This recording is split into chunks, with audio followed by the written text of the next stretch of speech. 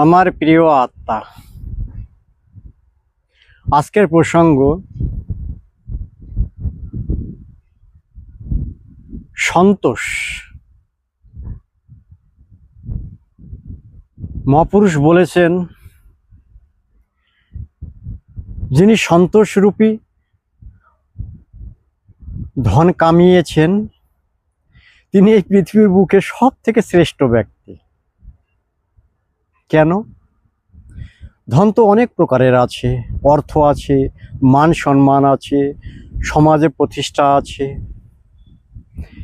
এত প্রকারের ধন থাকতে সন্তোষরূপী ধনকে সর্বশ্রেষ্ঠ কেন রাখা হয়েছে শ্রেষ্ঠ পুরুষের দৃষ্টিতে? মিত্র,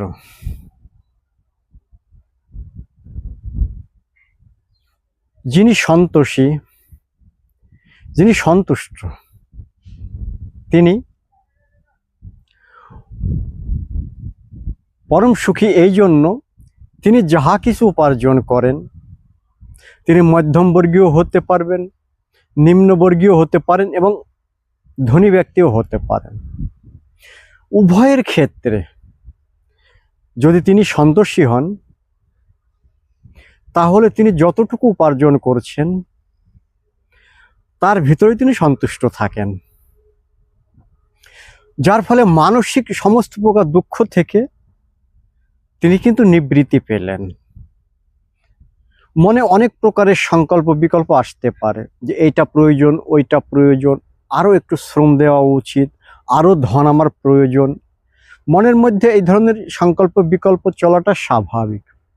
কিন্তু যিনি সন্তোষ স্বভাবের বা যিনি সন্তোষরূপী তত্ত্বকে অর্জন করতে চেষ্টা করছেন, অভ্যাস করছেন, তিনি জানেন মনের এই ফাঁদে আমাকে পা দিলে চলবে না। কারণ মন অনেক দুঃখ দিয়েছে। মনের মাধ্যমে আমি বিলাসী জীবন ব্যতীত করতে করতে আজ আমি পরম দুঃখী। আমার মধ্যে কোনো শান্তি নাই, আনন্দ নাই। এত ধন আমি চারদিক থেকে নিয়ে আসি, কিন্তু সেটা কিছুদিন পরেই যেন পকেট খালি হয়ে যায়, যা আনি তার থেকে যেন বেশি ব্যয় হয়ে যায়। কারণ মনে সন্তোষ বৃত্তি নাই, মন সন্তুষ্টি গ্রহণ করছে না। মনে যদি শান্তি বা আনন্দ আনতে চাই আমরা, তাহলে কিন্তু সন্তোষরূপী ধনকে খুবই যত্ন সহকারে আমাদেরকে অভ্যাস করতে হবে। আর শান্তি ছাড়া তো জীবন বৃথা।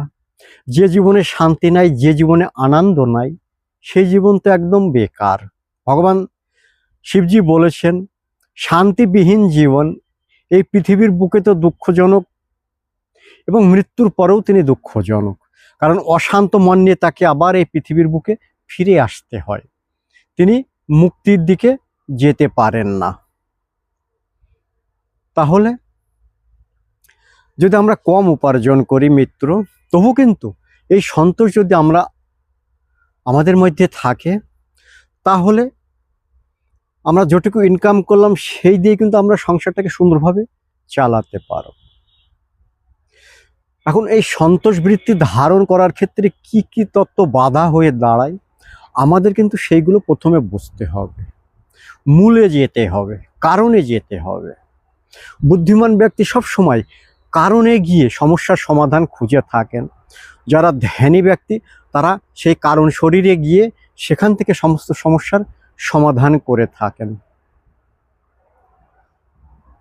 তাহলে এই সন্তোষ বৃত্তি ধারণের ক্ষেত্রে কি কি বাধা? বাধা হচ্ছে আমাদের মধ্যে ত্যাগ ভাব নাই। আমরা সব কিছু যেন পেতে চাই, এটা মনের স্বভাব। কিন্তু তার ফলে কিন্তু মন অশান্ত হয় এবং সন্তোষ হতে পারে না মনে। তাহলে আমাদের সর্বপ্রথম চেষ্টা করতে হবে, আমাদেরকে ত্যাগবৃত্তি ধারণ করতে হবে। কিন্তু সেই ত্যাগবৃত্তিটা যেন চাপিয়ে দেওয়া না হয় বা নির্বোধের মতো নয়। পুরো অনুভবের মাধ্যমে আমরা দেখিয়েছি, আমরা অনেক ধন আনি, কিন্তু আমরা ধনটাকে সংগ্রহ করতে পারি না, বা যেটুকু আনি তার বেশি খরচ হয়ে যায়। তার কারণ আমাদের মধ্যে ত্যাগ বৃত্তিটা নাই, ত্যাগ ভাবটা নাই। আমরা যেন সব কিছু পেতে চাই, কিন্তু এটা একটা মূর্খতা। যদি আমরা শান্তি এবং আনন্দের সঙ্গে জীবন ব্যতীত করতে চাই, যদি সন্তোষরূপী ধনকে আমরা অর্জন করতে চাই বা সন্তোষের সঙ্গে আমরা থাকতে চাই, তাহলে যেসব ইচ্ছাগুলো অনৈতিক, যার কোনো প্রয়োজন নাই, একটা স্বাভাবিক জীবনযাপন করতে গেলে যে ন্যূনতম অভ্যাসগুলোর প্রয়োজন, আমরা যদি শুধুমাত্র সেই কার্যগুলো করে থাকি এবং সেই ইচ্ছাগুলো পূর্ণর দিকে আমাদের মন থাকে, তাহলে কিন্তু সমস্যা কোথাও নাই। কারণ যেটুকু স্বাভাবিক সেটুকু কিন্তু আমরা ইনকাম করেই থাকি। এই পৃথিবী আমাদেরকে ততটুকু অবশ্যই দেয় যতটুকু আমাদের প্রয়োজন। যদি না আমরা আলস্যপূর্ণ জীবনযাপন করি, যদি না আমরা স্বার্থপূর্ণ জীবনযাপন করি, তাহলে প্রথমত ত্যাগ ভাবনা আমাদের রাখতে হবে এবং দ্বিতীয়ত আমাদেরকে পরোপকার নিষ্কাম ভাবনাগুলো আনতে হবে। নিজের স্বার্থ সিদ্ধির জন্য যদি আমরা চেষ্টা করি, তাহলে আমরা কখনোই সন্তোষ বৃত্তি ধারণ করতে পারবো না। আমাদেরকে সাত্ত্বিক স্বভাব গ্রহণ করতে হবে এবং যখনই আমরা সাত্ত্বিক বৃত্তি ধারণ করব, ধীরে ধীরে আমরা শান্তি এবং আনন্দের দিকে যাত্রা করব। এই সমস্ত উপায় দ্বারা আমরা এই সন্তোষ বৃত্তিটাকে দৃঢ় করব। সন্তোষ ভাবই যেন আমাদের জীবন হয়ে ওঠে। সাধু মহাত্মাদের কাছে তো কিছুই থাকে না এক প্রকারের, ওনারা এক কাপড়ে ঘুরে বেড়ান, কিন্তু কি আনন্দ ওনাদের জীবন, কি শান্তিময় ওনাদের জীবন। কারণ উনি সন্তোষ বৃত্তি ধারণ করেছেন। অনাবশ্যক কোনো বিষয়ের প্রতি তিনি আকৃষ্ট হন না বা মনকে সেভাবে উনি সাজিয়েছেন।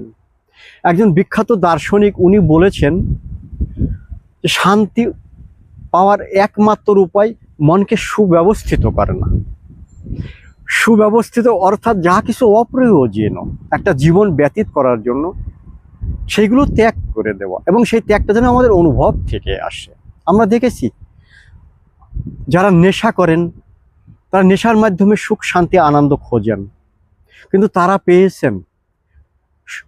নেশা ধীরে ধীরে আমাদেরকে তামসিক বৃত্তির দিকে নিয়ে যায়।